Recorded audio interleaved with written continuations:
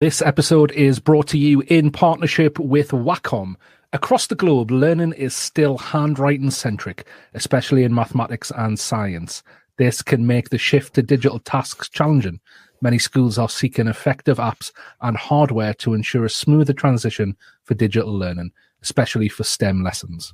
Expanding digital pen and ink technology from teachers to students opens up new possibilities for communication and collaboration in and out of the classroom. Using pen-enabled devices, teachers and students can explain complex concepts, take notes, provide feedback, and show their work quickly and easily. Wacom pen displays and tablets easily plug in to the existing IT equipment in the classroom, enabling members of the class to interact with the digital content being shared.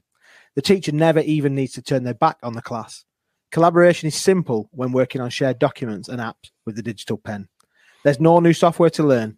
You just work with the pen on the screen or tablet instead of the mouse and keyboard on your computer. As educators, myself, Steve, and Ben have all integrated the use of Wacom technology into where we've worked in education, into colleges and schools, and we have seen the benefits for ourselves. So go check it out for yourself. The link is in the show notes for this episode.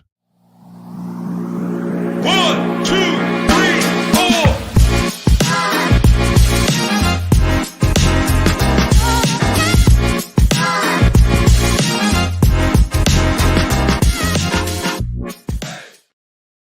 Hello and welcome to the Edufuturists podcast. Thanks for joining us. We're here for another episode. Yeah, it's going to be a good one tonight. I can feel it. We've got a great guest who's going to be joining us in just a few minutes. If you hadn't heard, we are again for the fifth year running. We have got the annual Edufuturists Awards coming up on the 4th of May. 2023. So if you listen to this podcast and it's past that date, you can just forget about this. But if you're listening, it's before it. We'd love you to join us. It's going to be called the Uprising, so the Edufuturists Uprising 2023, where we are going to bring together the movers and shakers of educational innovation, those who want to make a difference, those who are making a difference. We're going to get them all in one room in Leeds in the UK. We're going to have a bit of a party. We're going to celebrate the innovation that's going on. We're going to showcase some of those innovations, and we're going to give out some of our Edufuturist Awards to the teachers, schools, universities, companies. Yeah, everyone who's making it happen. And so if you want to find out more, go to uprising.edufuturist.com. We're in the nominations phase at the moment, so you can nominate for the categories. So and that's probably, I know we were just talking just before we went live, lads, that's probably one of the most important stages of this whole process, really, because we need to find out. I know we put a lot of research into it ourselves, but we need to find out from you out there about these educators, about these schools, these organizations who are really pushing the envelope in education. Absolutely. It's really interesting because you think the fact is that we don't have a wealth of. We think we find somebody and then it opens up a rabbit hole, doesn't it? And we go and find somebody else and then they relate us to somebody else. And what happens is that we know that there is brilliant practice that's happening all around the world, and we are trying to dig into that. We're trying to we try and bring some of the best thinkers and the best examples of that onto the podcast, but we want to make sure that we are championing those as well and talking about them. So nominations really do matter, and we read them all, we use them all. And then obviously our judges make the decision about who gets shortlisted, and then we work into that conversation around voting. But yeah, it's so important that we hear from the community, the wider community, and thanks so much to those that have already nominated. I always get confused in the stages. But get your nominations in. There's loads of awards as well, whether that's Edufuturists of the Year or whether that's a primary or secondary school of the year. And there's a couple of new ones in this year. Skills Development Champion has come in this year. MAT of the Year, Multi Academy Trust of the Year has come in, as well as an Outstanding Online School one, which is exciting because obviously we've been talking a lot about online schools. So we're gonna celebrate some of that as well. Yeah, absolutely.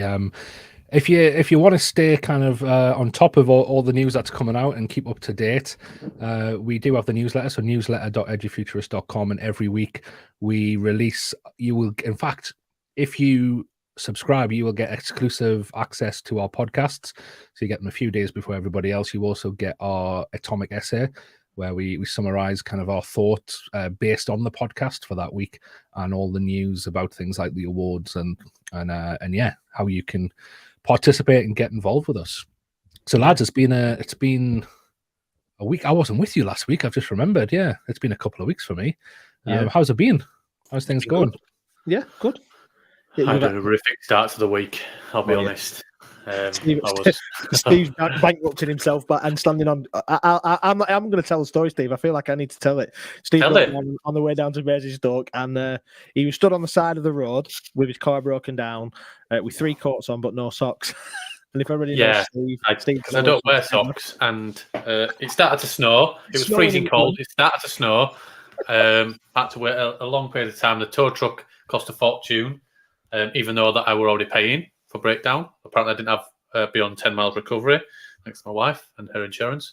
But then it's still in the garage, and it's a clutch, flywheel, and a whole set that you cannot buy individually from BMW, costing £1,900. It's not fun. And then to top that tax bill. Yeah, the tax bill, that's fine. But I wasn't feeling too well because I've been stood outside for 2 hours waiting for the tow truck in the snow. So I've had an interesting week, but things can only get better. I'm feeling a bit better now. And but yeah, some really good stuff. Some stuff I can't necessarily talk about from the business stuff, but some really good stuff. Really enjoyed this week, except the breaking down and stood at the side of the motorway. But other than that, it could only get better after Monday morning. That's one of those things. It couldn't get any worse, somebody told me, until the bill for the car came through. But yeah, how about you guys? Yeah, good. Mine's been good. I've been down at a great FE college in Wales this week, helping them and discussing their online. They're doing some fully online learning courses in access to HE courses. So that was great to see how people are doing some of that kind of stuff. And I've had a lovely day today. So I've done some work and stuff, meetings and stuff this morning. And then I took my wife out for lunch. So it doesn't happen on a work day normally. It's usually a weekend, and usually we've got kids in tow. So it was nice just to have some time with the wife. And I had steak. So who doesn't love that? Brilliant. Should we jump into it? I feel like we should get right into it now. I'm looking forward to our guest today. Our guest is Yaacov Hecht. He's joining us from Israel. Yaacov, thanks for joining us. Hello everyone. Hi, it's great to have you on the podcast. And I suppose if you're into kind of educational change, a lot of people will have heard of you and your work. And I know you're friends with previous guest on the podcast, Sagata Mitra, and he won our Outstanding Achievement Award actually at our awards last year, and he came in and did a keynote for us. And he's also a fellow adopted Geordie as well from the northeast of England, which is always good to hear. And I know as well a guest that we would have absolutely loved to have had on the podcast, but obviously no longer with us. I know you were good friends with Ken Robinson as well, and had done a lot of work with him. So it's a privilege to have you on. Yaacov, can you tell us about your work and kind of how you are transforming education for young people in Israel and beyond? I will try to make short introduction of what from where I came and to where I am going. So I think the first thing that bring me to education is that I was really suffering at school. School was a place that I suffer strongly, and especially because it was very difficult for me to read and write languages at all. As you see, my English it's complicated. And I left school when I was 16. I decided to left school because it's not was clear to me why to go to school. It was I remember myself when I am 60 and I think why to go to school? our school connect to life. This school prepare me to life. Why? Most of the time we are sitting without moving, and we do this practice like 90% of the time. So how it's the idea that we sit and listen to someone that is not interesting, help me to be successful adults. And I left school, and I decide to build a school like this. I will build a new school that will be very similar to what I see adults do outside school, and that's will be to children like me. In this point, I thought that it exists maybe few people, a student like me, that want different schools. Later, I understand that all of us need different schools. And why? Because I don't think the idea of schooling that say to the student what to learn, how to learn, and check them if they done it, this is prepared to the future life or the present life. We want creativity. We want the people know how to learn, how to choose their life, and that's not something that they are doing in the traditional old schools. Maybe the traditional old school prepare people to work in the old factories, but they are not exist. So how they prepare to the new economy that exists today, how it's to the new culture that exists today. So I decided to build a new kind of school, and it's taken me more than 10 years, and I build a new kind of school, and I call it democratic school. I call it democratic school because I think that we want to live in democratic society. So to me, it's if you want to live in democratic society, you need to make a school that run democratically. And children growing up inside this idea. So what is democratic school? Or I will say that that's I built in 1987. Later, we built another 30 democratic school in Israel, and also we begin to build a international network of democratic schools, and today it's more than 70 countries that have democratic school, and we have thousands of schools that call themselves democratic schools. So what is this idea of democratic schools? The idea is that the first idea that every one of these thousands democratic schools is different, because we think people we are different, and different is one beautiful. And in this case, also school need to be different.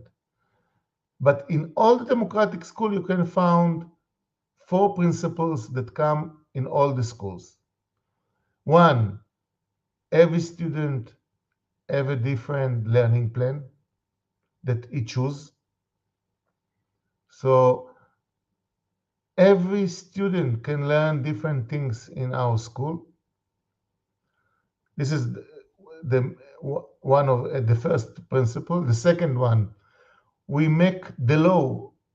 We are not only individual, we are groups. In my school, for example, it's 600 students. So we need to live as a community. A community need rules. And the rules we make together in a weekly parliament that we are meet together, and we can vote. And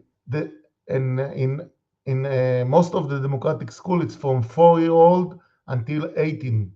So it's from kindergarten until you finish the high school, and everyone have the same vote, like me as a principal.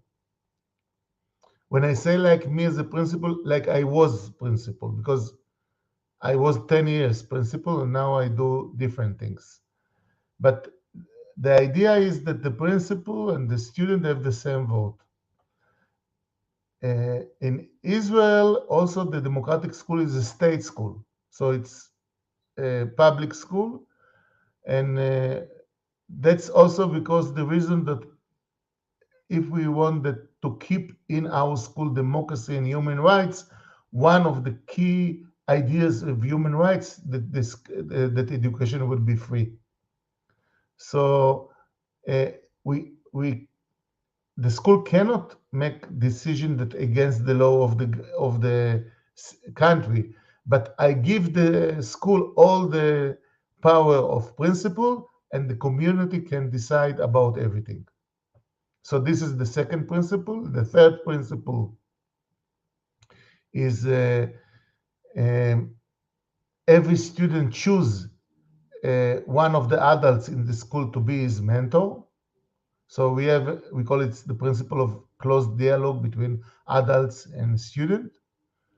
And the fourth principle is that everything that we are teaching, it's from the point of view of human rights. So the student can decide to learn what they want, about what they want, but we will bring the point of view of human rights to the content. Which means the staff member. So this is the four principles of democratic schools that you can find all over the world. But as I say, in every place you can see different. After 10 years that I ran this democratic school, I built the Institute for Democratic Education in Israel, and we take the ideas of the democratic school. The democratic school was to us like the lab that we build a new kind of education, and we begin to work with all the traditional school and change to democratize the schools. And also that was a very, I think, very important influence of the Democratic Institute that we built. Also in the Democratic Institute, I was 10 years, and then I left and I built a new organization that called Education Cities. And the idea was to focusing on cities and see all the city as a one big school. And we help schools in the city to begin to use the city as a place to learn. So students not only can choose what to do inside school, they can use all the city to go to learn in hospital, in factories, and use as other facilities of the city. And today, in Education City, our major idea, we work in a college of training teachers, and we make the plan that called Revolution. And we understand that if you want to make a change in the education system, you cannot come to the traditional school and work with this. We do it, but it's very difficult. Yeah. So how does that differ from the other schools in the state system? Are they in Israel? Are they open to this kind of education, or are you, in their eyes, are you doing something that's completely radical here? How does it differ from other schools? I will finish what we're doing now, and then I will answer your question.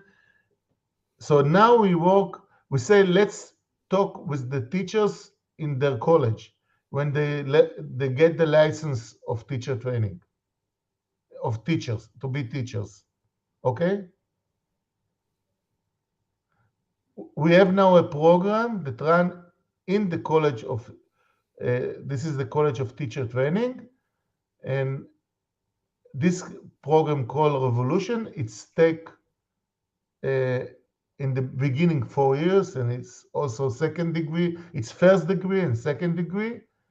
And in this case, what we are doing, that the student in the college begin to be in a process like democratic education. So every student choose what he want to learn, how they want to learn, and how they evaluate what they are doing. And we run a democratic program in first degree, second degree, and also continue learning. So this is what we are doing now. Okay, I hope that my English sounds. So I build in the beginning. I try and success to build a new kind of school. Later we try to do it. Take these ideas to traditional school, and today we're working in a teacher training college, and we try to do it when we training the teachers. And I guess that training the teachers that you need for that type of school is very different to training the type of teacher needed for a traditional school. We think it's not need to exist traditional school.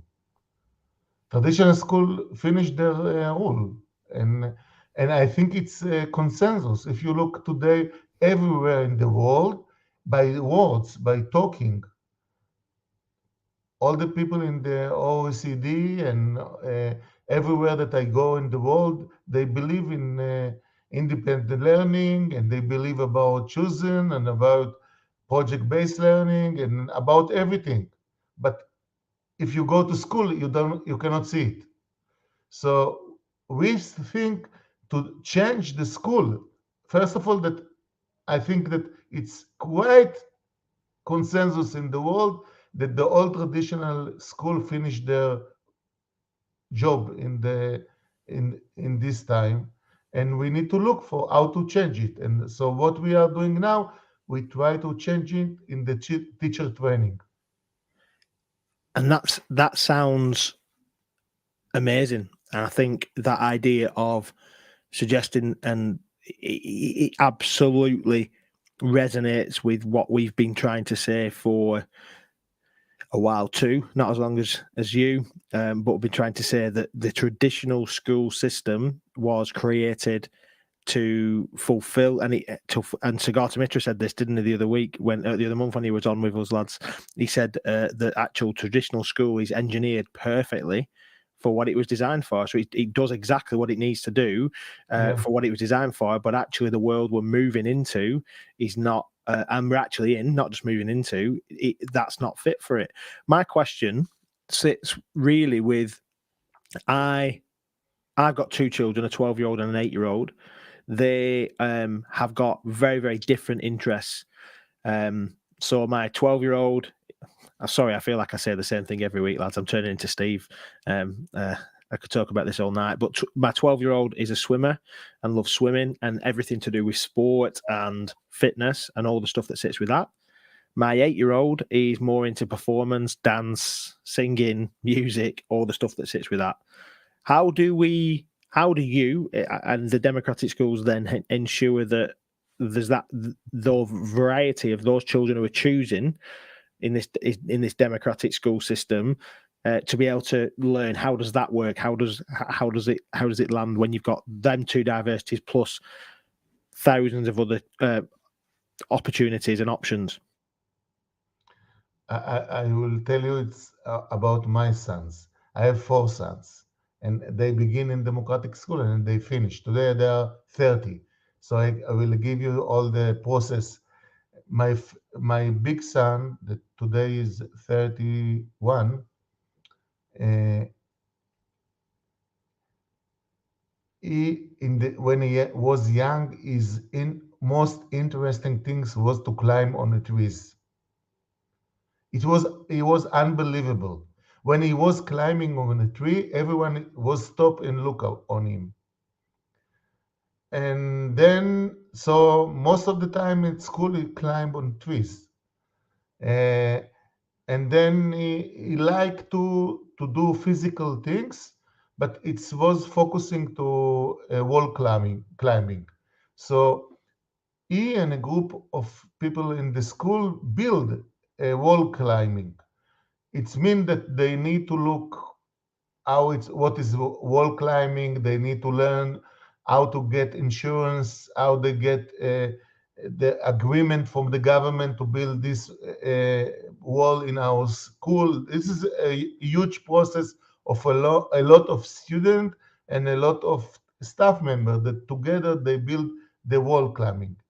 And then he was very good because he practiced climbing like all the year, all the days. The other competition, people that was climbing, they go only afternoon, one day or 2 days a week. He do it every day. So he became the Israeli champion in climbing, and later he was European champion, and then he became one of the best in the world in climbing. And but he decided when he was 70 that that's enough, and he began to look for another thing. But I will say until 70, he learned about his English much better than my English, because he need to go to compete in different places in the world, and he go to climbing in the different mountains in the world, and he need to make connection with other friend, and so and he know what to eat, so he need to learn a lot of uh, I don't know how to say it, healthy food and things like this.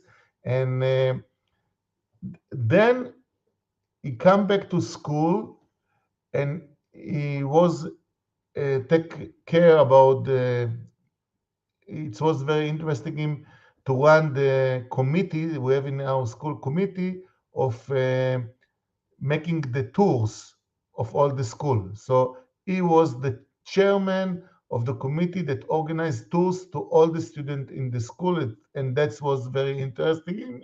But this interesting also move to to make film. So when he go to university, he decide to learn how to make film. So he become like a productor of film. But then he feel that it's not enough with the climbing, and it's become like a competition in Israel that I don't know how it's called in England, but it's a competition of that people jump, and it's called in Israel a ninja. Yeah, we have ninjas. We have ninja in the UK as well. Yeah. Yeah, okay, so he, he go to this competition, and he was number 3 in Israel, and he become very famous, and people begin to ask him to come to show what to do. And today he is the coach of the Israeli climbing team, and he prepared them to Paris. So this is my big son. My one of them, my small. I have 2 twins that they are my small sons. They are 21, and one of them he decided to be a film producer or more than producer, and is now full-time around film inside the school. He was moving all the time with camera. I think my big son influenced him, and he was all the time take picture of what happened at school. He built a film center that and he ran and teach students from all the school how to make film. And today he is very successful film makers in Israel. And the middle son is dealing with politician. So today in Israel, it's a huge crisis of politician, and is inside this crisis. And but every one of my child, by do what is interesting him, I call it a deep learning. If, for example, if you're interested in glasses, okay, go on this. You go deeper. If you need to know about glasses, you will need to know English, because you begin to see in the internet, and then you need to understand how it's working. You need to learn physics. To learn physics, you will need mathematics. So everything that interesting you, we will go with it. It's without limited. It's not we build the courses and you need to choose the courses. We will go in your way, in any way that you will decide.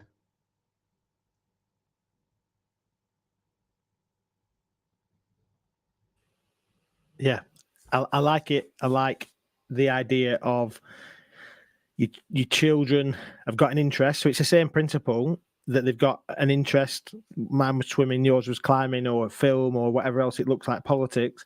So how does the teaching then work in terms of like thinking around?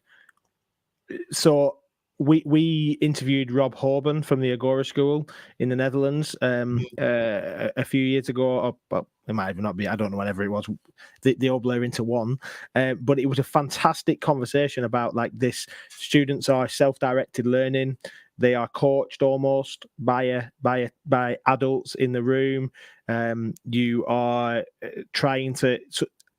What does that look like for a typical student day then? So, like, as a young person who's into climbing, for example, there's no way that, like you said, there's no way that they're just going to climb all day, because they're going to need to understand English.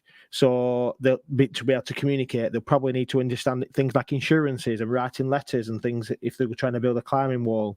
So if you could talk to us a little bit about what that looks like, what does it work? How does it work practically? First of all, Agora School is fantastic. Every year, at least one time there. I am connect with the founder of Chef, and I think it's a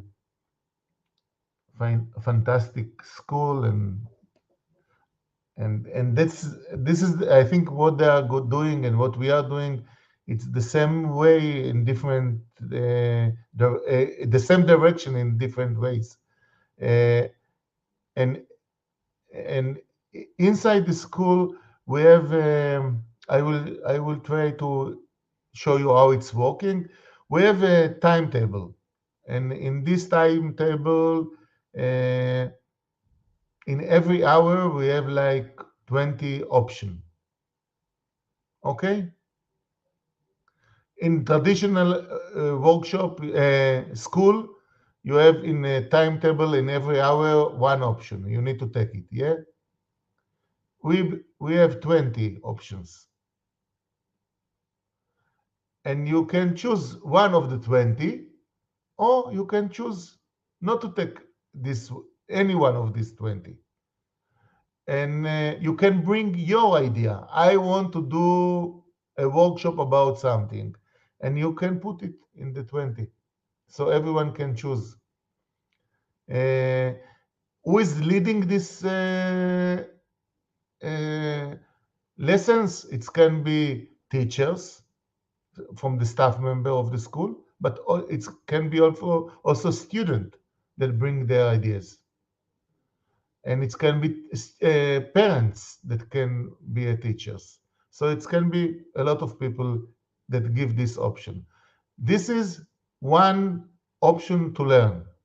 Another option to learn, it's we have a center inside the school, like an art center, like a gym, like a science center, like a language center. And to these centers, you can go without saying before that you are coming. You come and you learn there. Another option to learn is to play. A lot of students stay in the yard and play. We are in Israel. Now it's not raining. Uh, it's not cold. It's wonderful most of the days. So we climbing on trees, we play different games. This is wonderful things to do to make games inside the school. And another way of learning in our school is that someone bring idea, let's do all these 2 days something. And groups organize to be like 2 days, 3 days, 1 week, like a workshop about something. And if anyone that want to take this workshop can go and take this workshop. And the five way of learning in our school is to go to another organization that exists in the city.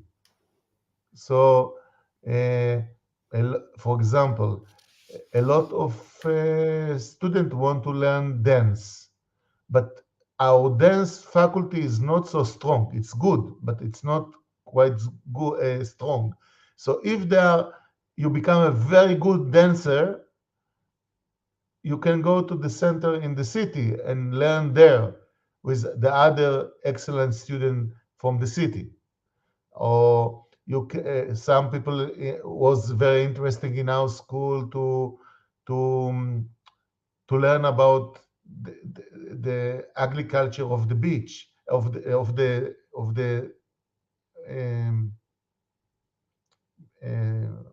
sea of how to raise fish and how to do different things in the near the sea. So they go to the college that we have near our school that focusing about agriculture of the sea, and they study 1 day or 2 days there. So this is the 5 way. So we are very open, or other people want to work with veterinarians, with animals. No, with animal, yeah, veterinarians that work with animals. So we have a father in our school that is veterinary, and they go to work with in his clinic 1 day. So that's the idea. The idea is to open the school and bring a lot of ideas that what children want to teach or what they want to learn, and a lot of, for example, teachers go to learn with the student because we want to build like a community of learners, and we see all of us learners. We say that every teacher is a learner, and every learner can be a teacher. If I'm honest, it's blowing my mind. It really is blowing my mind. And I think if somebody is listening to this and thinking, you have an idea right now for a school, and it's the democratic school, it's not going to work. And just bear with me, I'm not saying it doesn't work, but they're saying if in this country, you drop this in England, they'll say it's not going to work. No way is this going to produce people that are going to be involved in politics and going to be involved in the great stuff that your sons are involved in. Because it just can't. I think there is so many different things where I think it's unfathomable for people in many countries to really understand that this is possible and really see how it could really create a space where it does work.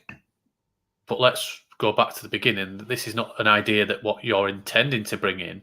This is something that you've done, that is tried and tested and has existed since 1987, and beyond your free schools has produced and supported wonderful teachers and wonderful learners, and it is a system that is working and evolved.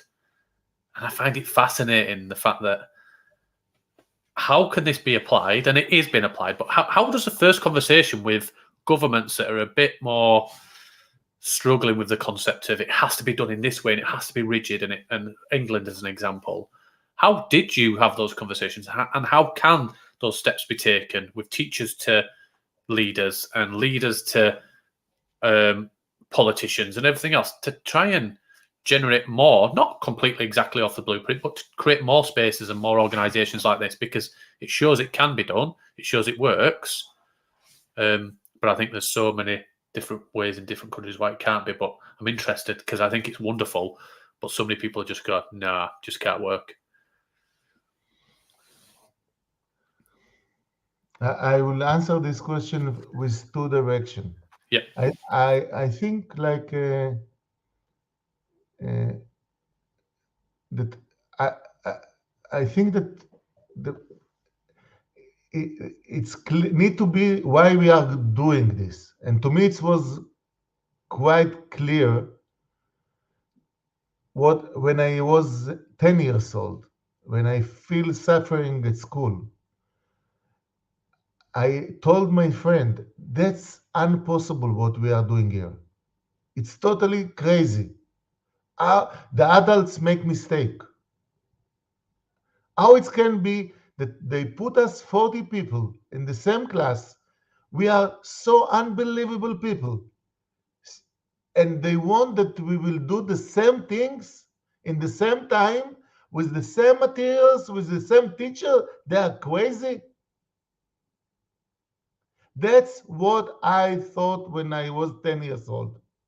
And that's exactly what I think today. I really believe that all four of us, we are different. And that's wonderful that we are different. I also believe, I cannot prove it, it's belief, that we don't know from where we come to this place that called Earth, and we will leave this place. And I believe that every one of us bring to this place something unique, and we don't bring something the same. And school need to find the uniqueness of everyone, and not tell us that he found the 1% genius or the 20% excellence. It's not important. This is crazy that schools say that they have 20% excellence. What? It cannot believe that we do such a thing.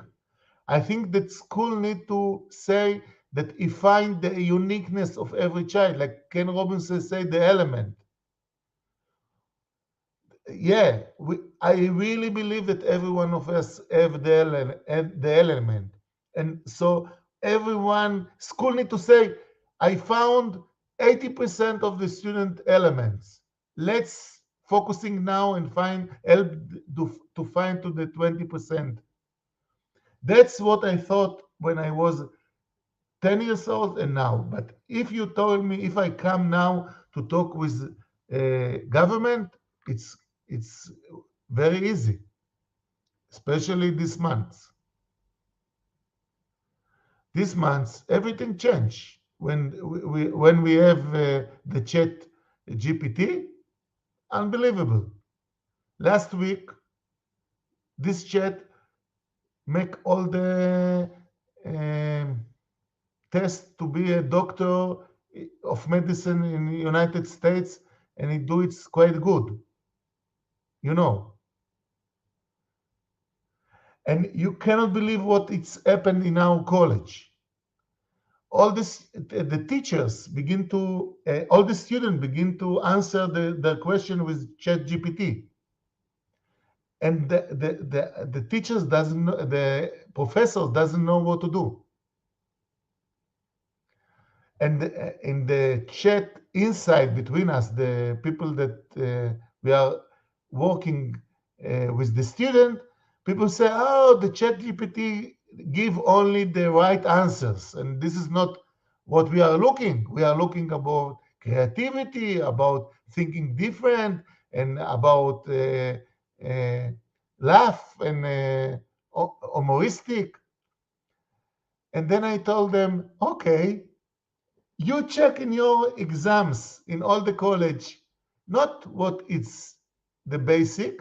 You look about excellence, about uniqueness of every child, of every student. That's what you are doing.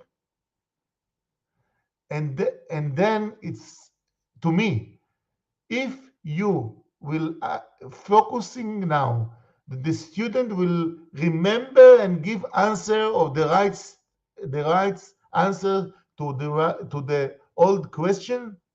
You prepare them unbelievable to the past. But then you need to think how to take England to the past, how you take all the world to the past. Because the right answer now is easy. You need to bring the children to think above the right answer.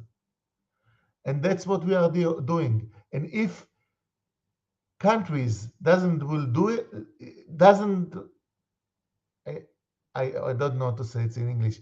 If countries not will do it, they will find themselves collapse, and they will collapse. It cannot be the new economy. It's the economy of thinking differently. Different. Yeah. That absolutely makes sense. And we exploring some of this change is, like Steve said earlier, this is revolutionary. It's not like a little evolution. It's not trying to do something, tweak something a little bit. We're talking about full scale, huge change.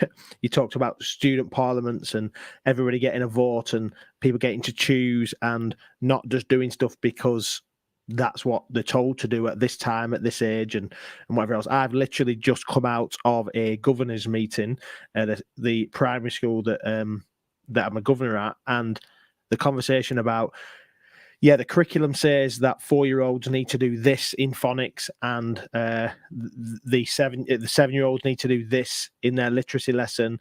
And I think to myself, I've got very diverse children. They've got 210 very diverse children, and a phrase that you used earlier in the podcast, but I know you've used this quite a lot, is that different is beautiful.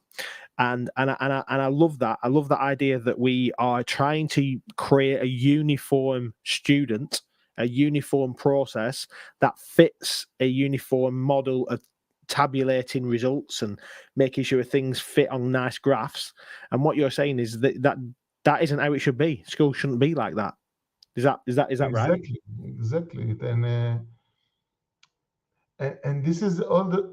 If you want that they will success in the future economy, and you can see what happened now in Israel, less and less students decide to go to university, and they immediately after, in Israel you must to go to the army, but after the army immediately the startup companies uh, try to catch the young people, and the idea that a lot of young people build their startup companies, and it's build a new kind of economy. I call it ideas economy or creative economy. It's and if you go today in the streets in Tel Aviv, you feel it so strong. In the streets, you see in different coffee, people sit and build their companies and they build their materials, but they need to think differently. If to me it was very interesting to go and to talk with this. What I'm doing today a lot. I take teachers to a tour in Tel Aviv, and we begin and sit with the young people that work in the startup companies, and we tell them how they choose new workers, what they are doing, and the teacher, the unbelievable. They say, what? That's the way. So it can be that you finish PhD in the university and someone finish high school, and you take the high school student because he know things to do that the PhD doesn't know to do. So everything that the old teacher know about what the economy change in these days. And that's something that I do a lot. And also we work with most of the big companies in the world. They have research centers in Israel. So a lot of the people that work in the research centers, they work with us, and they come to the school and they try to explain everyone that the new culture of the new industry is totally different and they are looking different people. Yeah, absolutely. And I think that's what the technology, going back to like the chat GPT and I think the technology, and we're quite big advocates of this on Edufuturists, is that technology should make us become more human. Technology shouldn't replace humans. It should help us actually become the humans. And I know you've said in your work, and you've alluded to it on the podcast, that the traditional schooling system was to create almost cogs in a system, to create workers, to create labor, almost, and not and treat humans as commodities, not necessarily as human beings.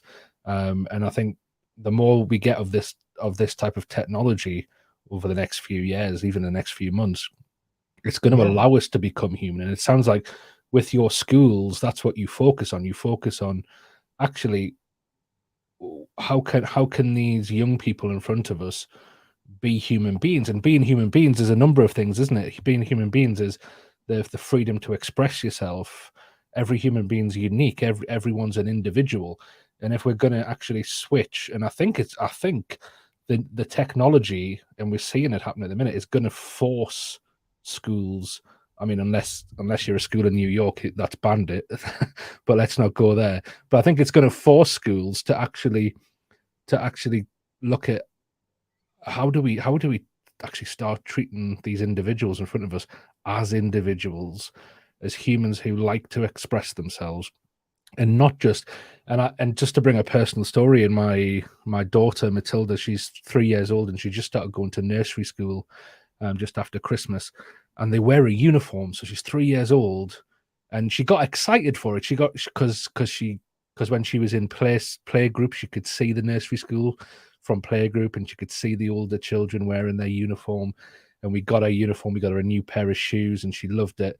And then we did the stereotypical her going out for our first day photograph at the front door of the house in her uniform, and then said goodbye to her. And then I got in my car and I was driving to work, and I suddenly just thought, oh my goodness, like it hit me like a ton of bricks. And I thought, we've just totally taken her expression away from her, because she loves to get up and pick. And I know it's Steve's daughter's like this as well, and I'm sure Ben's are as well. Like, she loves to get up and pick her own clothes and see what she's going to wear, and it depends on her mood that morning as well, what she picks. And it's obviously a clear expression of her individuality. And it just suddenly hit me, and I thought, we've taken that away from her now. She's just become like everybody else. We've almost put her into a system. And I think, and maybe I'm wishful thinking, I don't know, hopefully I'm not, but I like to think that this technology will force us and force the education system to look at the individuality of the person, because once, and I suppose it's like what you were saying there, Yaacov, that once the computers can do the remembering, then what else have humans got?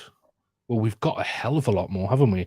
But it is individuality. It is It is how we express ourselves. It is the uniqueness of who we are, and I'm hopeful that type of technology will, and we'll probably have to embrace schools like your schools, and actually start to look at those models like Agora. And we've got XP schools here in the UK as well, and actually go, well, if we're not going to be about remembering anymore, then how do we do school? And we're going to have to evolve, I think. Yeah, and to me, first of all, technology, I think, slowly will change the education, but it's not the right direction.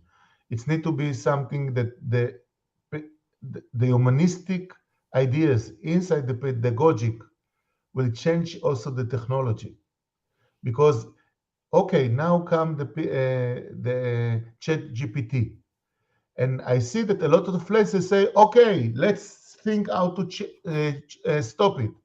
I hear that in Australia now, the test is by pencils. Or United States, some places say that you cannot get ChatGPT to schools.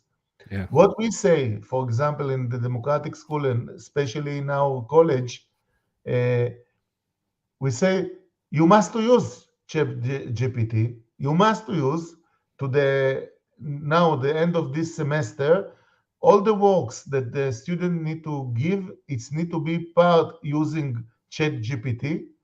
Also to bring a lot of what we say. Take ideas from the internet, take ideas from Wikipedia, take from everywhere and bring and connect them to one work and then bring short of what you want to say. And then it's become like an essay that it's part, like 90% you take from the internet and 10% bring yourself. And that's something very important to understand. Yeah, it's very important to use internet, but then tell us what you bring and why you bring yourself in this sentence. And that's become very, I don't know if my English is so bad. When I hear my English, I cannot understand what I'm saying.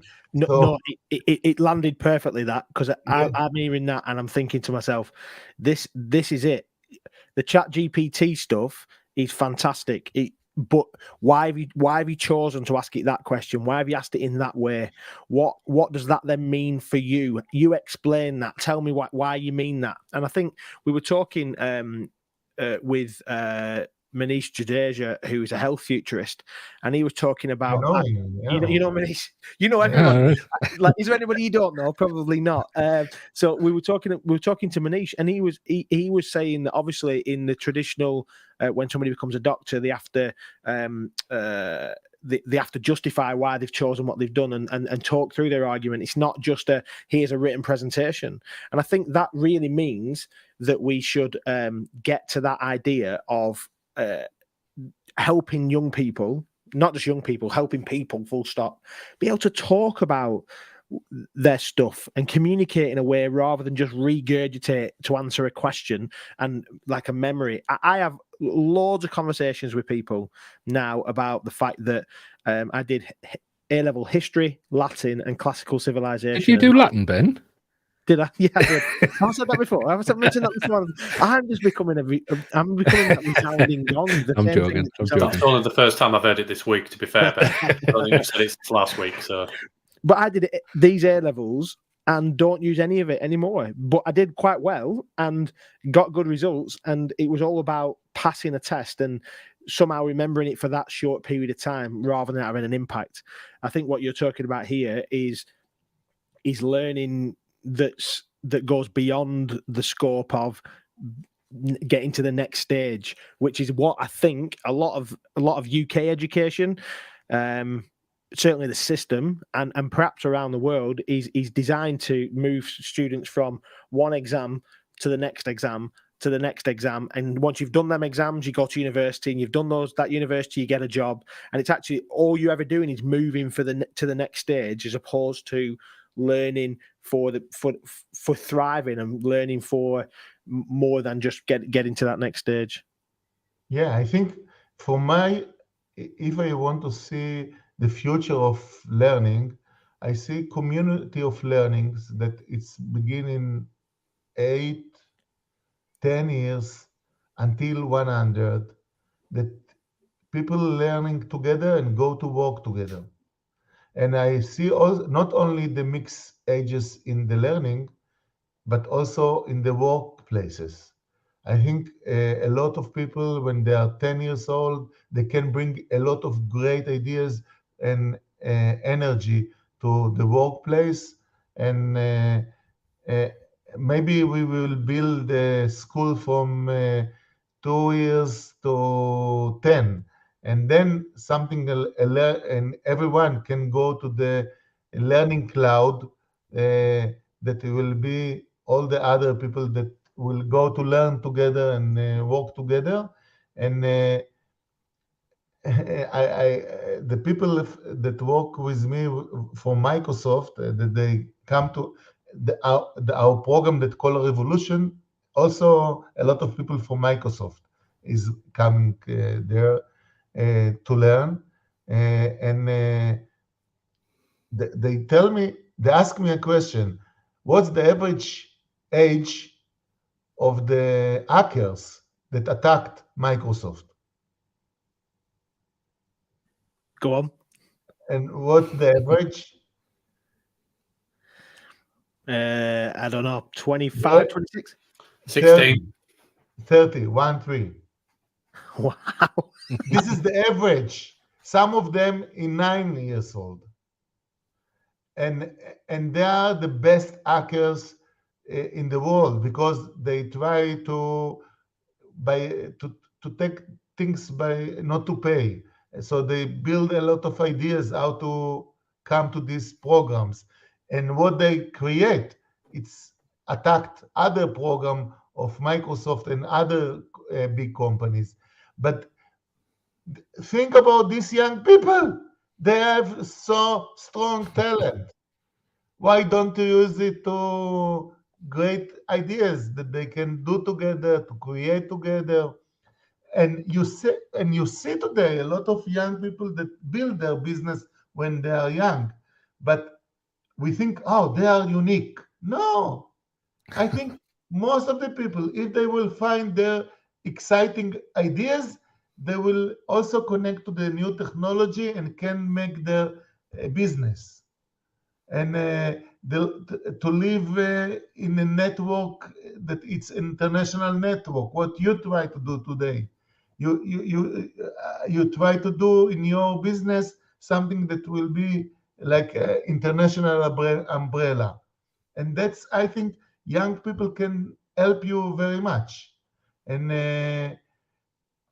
think about this broadcast, if it was with all the time also with young child, that can be very interesting. That's my idea. The idea is that the future is learning will be very central because the world will change dramatically. You need to learn all your life. We talk about this for a long time, but the idea of learning by age, this is a funny idea. From where it's come. If it was really an idea, I was saying to you, okay, Dan, tell me what your age, and Ben and Steve, and okay, I cannot talk with you together because let's separate by ages. From where it's come. And Yeah. I in Education Cities, my organization today, I have a lot of young people and I have old people and they work together. And that's the way it works. That's the way it works, isn't it? It is. We have conversations. Dan's like, I know he looks the oldest of the group, but he's the youngest of the group. And Steve, where he dyes his beard because it's actually grey because he's that old. I don't. I just had an easier paper round. Dan was carrying uphill some really thick broadsheets because he was from an expensive part of Newcastle, or delivered to them. I'm from a council estate, so I was handing out flyers basically. So mine was much easier. Dan is actually 13 and has recently hacked into Microsoft. I'm 45 and have never done any hacking, so it's interesting. And Dan has done all the hacking through the chat and the new age artificial intelligence. I've never played on it, so I cannot use it, and it hasn't taken my mind just yet. So I look much younger. But I think you're absolutely right. It does. It's age, it's stages. It's the idea of when you're ready, you're ready. You shouldn't have to wait if you're ready. I had this big, massive argument recently in a school where they were saying, I said this child knows how to do this. Why have they not moved on to the stuff that they do in year 5 or in year 6? And they said, well, actually what they do is they have to consolidate this and do more practice of this thing at a deeper level, as opposed to moving into the things, or else, and the words were this, well, if they do that, what will they do in year 5? And that's the problem, is because you're fixed into following a pattern, aren't you? So a system, I think, I love this. This conversation is a fantastic conversation. Steve has made himself big. I don't know why. Steve's got something to say, everyone. Go on, Steve. I have no idea. Steve, I go on. literally have no idea how I moved to the bubble theme automatically. How on earth did I even do that? I think For those people who are just listening, Steve put himself full screen on camera. He thinks he's the main guest on this. I've no idea how I even did that. I think it might have been Dan through chat GTP. I'm not sure. So no, it's been. I think there is so much in this, and there's a lot of depth into what we've been talking about. There's a lot of conversation that I think we could continue to have. This idea of a democratic setup, and actually truly making it democratic, because that's a big statement that you've done there, to say that children and parents and teachers equal vote, principal and 4-year-old equal vote.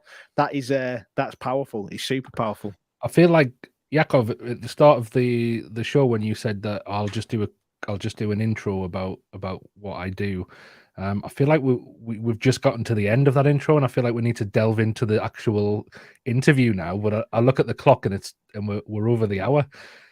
We definitely need to continue talking about this. I've got loads of things in my head that I've been waiting to bring up, but we said we'd only keep you for an hour, so we'll have to do part 2 very soon, I'm sure.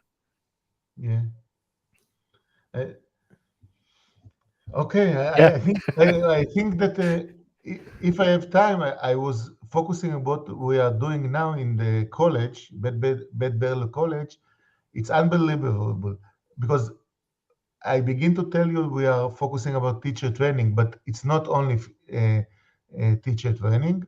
It's around, we build a new degree. It's not exist, this degree, I think, in any place, and we call it. We can recognize you as experts, and you can do experts in what you want, and so we have a lot of people that they learn what is exciting them, and in the end of the learning, we build together very famous people in the world that they show what they are doing, and they need to recognize them as the experts in their field. So we build totally different new kind of university. It's not university that say who want to learn psychology and you come to learn psychology. You're saying what is interesting you, what you think that you lead in the world, what you think that, and you need to show us that you do it, not only learning about this. And we need to interview the people that take you to work with them. And also you need to meet experts, and they will recognize you as experts. And this is the new, what we call revolution, but that will be to the next talking. It was great to meet you, and it's been great. And let's keep the conversation going. Yaacov, we'll play some outro music, and then if you want to stay on, and we can chat once we've gone off air. But thanks, Yaacov Hecht, for joining us from Israel. It's been a pleasure. Bye. 1